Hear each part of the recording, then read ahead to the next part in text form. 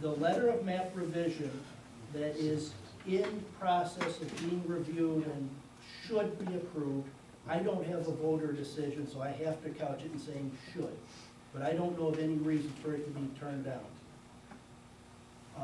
When it is approved, it will do two things.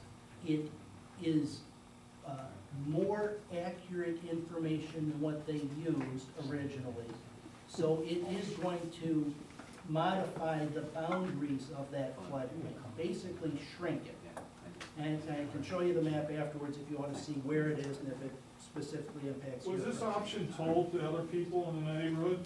Because there's people that, you know, and I'm sorry we're roughing up your day, but we just put like $12,000 on my mortgage, okay? No, I The other understand. people in the neighborhood are getting shook down for $500, One of the things $800 that you're not to see allowing if me their to house. do, no, wait, one of the things you're not allowing me to do, to talk to you and to do my presentation and go through these things, is tell you what options you have to be able to determine whether or not you're incorrectly being charged for flood insurance.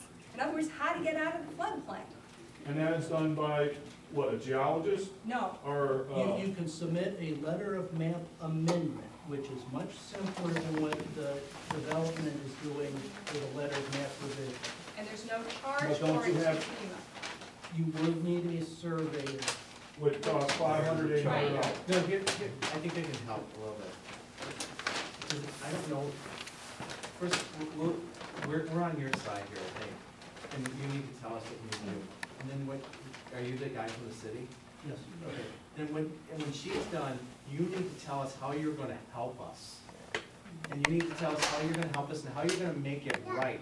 Meaning if we have to pay all this money, what you're gonna do to alleviate our taxes, what you're gonna do to cover the expenses of the surveyors. That's what we need, so I'm not mad at anybody yet, but we're all mad. And so what you need to do is to explain to us, we'll be polite, but then someone's gotta tell us what they're gonna do to help us. Because if they don't, we're gonna, it's gonna get ugly. Different question. Well, I know from talking to our insurance agent, they need to know elevations for him to get us insurance. Our bank went out and got us insurance, basically the most expensive insurance They out force there. placed it, yes. Because we don't have elevations, we don't know, he came out and took pictures, those pictures were not good enough. They need that, or, we need to have a survey done, which is $500 on top of what you have to pay for your flood insurance. So that's what, I guess, that's what we're looking for is, you know, we have to, if we have to carry insurance, if we don't have the documents to do it ourselves to get it any cheaper than what our bank is gonna do. The letter of map revision is going to provide you with the some of the elevation data that you need. What the letter of map revision will do is it will say, this is engineering, based on engineering studies, this is how high the water's gonna get and how far it's gonna go out. Then what you would need to do, and this is where the surveyor comes in, is you get the surveyor would come out, they would look at your specific property. One of the things that you can do, I've seen some subdivisions do this, and you know, you go and look at the, you can go and look at the subdivision plans. There's engineering data on there and elevation data on there. You can look at your building permit file. There may be elevation data in that file. There's lots of information. There's nothing. There's nothing in the subdivision plat. The city does not and did not then require elevation certificates. And it was, at the time that this area was built up, there was no thought that it was a floodplain, a zone A there, so. So why doesn't the city cover this cost for the residents of that place? Let me just finish this, and then you can talk with Dan about that. But the letter of map revision is going to provide you with elevation data, so that if you go and hire a surveyor to go out and survey your specific piece of property and do elevations, you're going to have something to compare it to. Because what you need to do, what they're looking at when they do,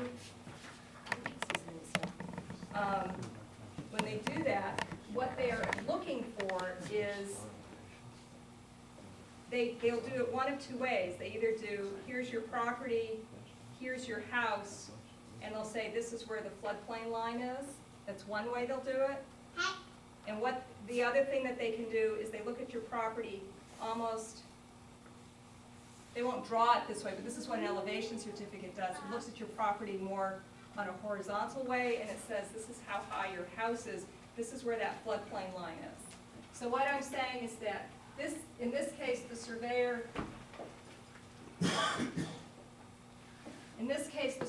comes out and says, I know that this is where this line is because I have topographic data, and I can go and just simply draw it on your property, okay? Then they do an elevation certificate, they're saying the lowest adjacent grade to your house is X, and the base flood elevation is Y. It's only gonna come to this point on your property, that's what an elevation certificate does. Either one of these two documents can be used to submit for a letter of map amendment to the Federal Emergency Management Agency. You will get a letter back, and that letter from FEMA says, your structure is not located in the floodplain, flood insurance is not required. Under certain circumstances, you can take that back to your bank and have some of the flood insurance prorated. I would have this discussion with your insurance agent as to what might happen if you're able to get a letter of map amendment during the year that your premium is in place, and see if you can get funds back. Okay? I have a question, and you probably don't, Yeah. I don't know if you know the answer.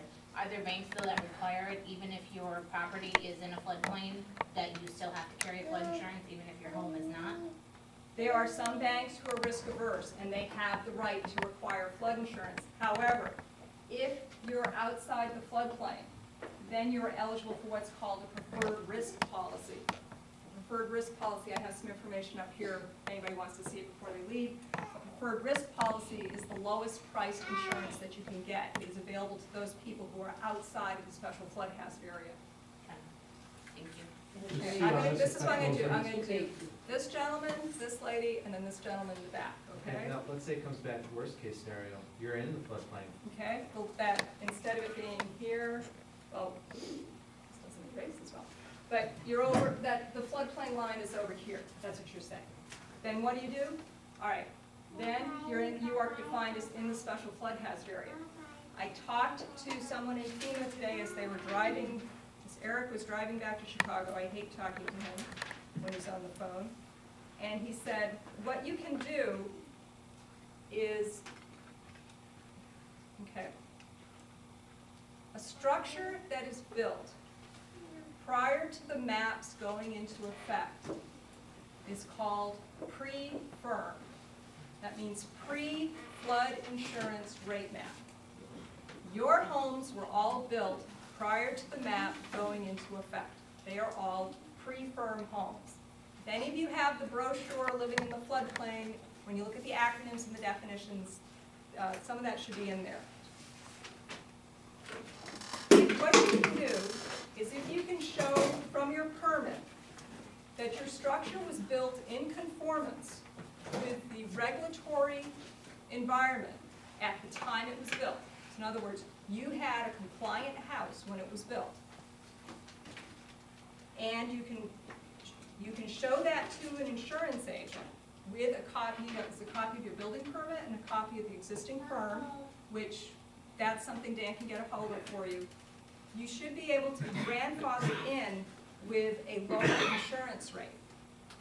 So if you're built after a map goes into effect, you're called post-firm. And if you're built with a basement in a floodplain post-firm, you are going to get huge insurance policies, which you guys are getting right now. But because you guys were built prior to the maps going into effect, if you can show that you're, with your building permits and the firm, the flood insurance rate map, that you were built in compliance, then you should be able to get insurance at a pre-firm structure with a basement, which is a lower rate. Okay, so that may be the first step that some of you want to take. And if your insurance agent says that's not right, then your insurance agent needs to be talking to the insurance people at FEMA. Okay, I'm going to turn this off because I don't want to melt things. Does that answer that answers your question, I think, in some ways. Now, did you have your question answered, ma'am? Yeah, I actually had a surveyor come out, and actually he's sitting right over there. Oh. And I'm assuming you submitted your information to my insurance company, correct? I didn't send it to your insurance company. Okay.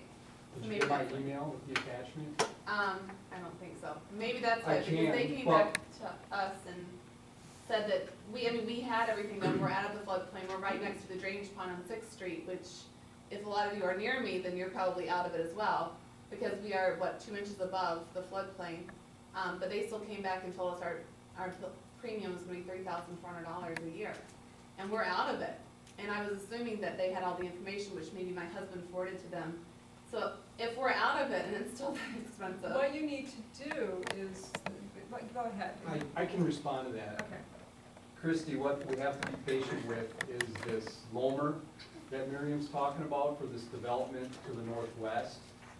And FEMA hasn't recognized that yet, but I'm using that information to determine where you are at. And according to that information that we have today, you are 1/10 of a foot or a little bit more than an inch from the lowest point in your backyard next to your house. So when that gets recognized, I'm going to submit the LOMA application to FEMA with that information, and they're gonna see the elevation from the study. Now, this is assuming it gets approved, and most often they do. They might get tweaked, there's not a guarantee at this point. But based on that information, you will be rezoned to X from A.